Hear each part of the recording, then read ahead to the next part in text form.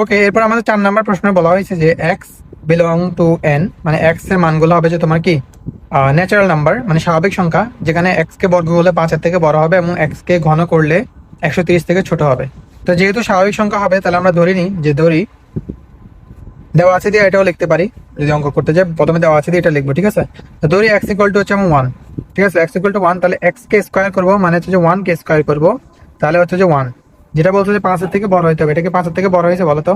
5 এর থেকে বড় হয়েছে, হয়নি, তাহলে কাটা। তারপর হচ্ছে এক্স কে ঘন করবো, এক্স কে ঘন করবো মানে হচ্ছে যে 1 কে ঘন করবো, কারণ এক্স এর মানে এখানে কত ধরছি 1। তো এক্স কে ঘন করবো মানে 1 কে ঘন করবো ইকুয়াল টু 1, যেটা 130 থেকে কত হবে ছোট। এটা ঠিক আছে, ওকে, এটা ঠিক আছে।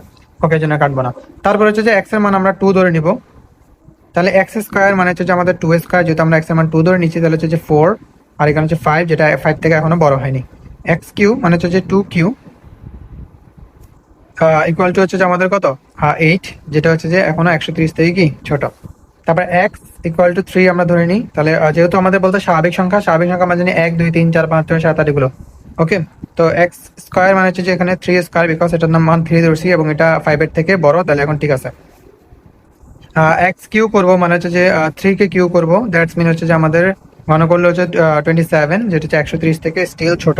তারপর হচ্ছে এক্স ইকুয়াল টু 4, তো এক্স স্কোয়ার মানে হচ্ছে যে আমাদের 4 স্কোয়ার সমান সমান হচ্ছে যে আমাদের 16, যেটা হচ্ছে আমাদের 5 থেকে অবশ্যই বড়। তাহলে এক্স কিউ যেটা হচ্ছে যে 4 কিউ, 4 কে কিউ করলে হচ্ছে আমাদের কত হয় 64, যেটা স্টিল 130 থেকে কি ছোট। চলো, যতক্ষণ পর্যন্ত 130 থেকে 30 থেকে বড় হয়ে যাবে, যে বড় হয়ে যাবে না, ততক্ষণ পর্যন্ত আমাদের করতে থাকতে হবে।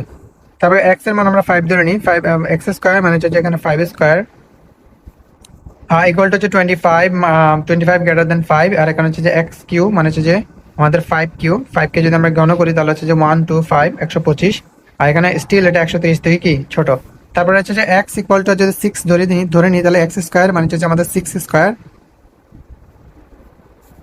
তাহলে হচ্ছে 36, যেটা হচ্ছে আমাদের 5 থেকে স্টিল বড়।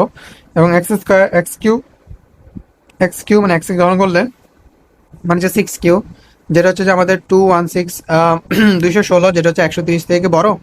130 থেকে বড় না, স্যার 130 থেকে ছোট না, 130 থেকে ছোট না, তাহলে ছোট না আমরা চিহ্ন দিব। ওকে, তো আমাদের যে শর্তটা যে এক্স কে ঘন করলে 5 এর বড় হবে এবং এক্স কিউ করলে 130 থেকে ছোট হবে, এই দুইটা শর্ত আমাদের পূরণ করছে কোন দুইটাতে? এই যে 3 এবং 4 এবং 5 এ না, এই দেখো একটা তো কাটা গেছে, দেখো তো।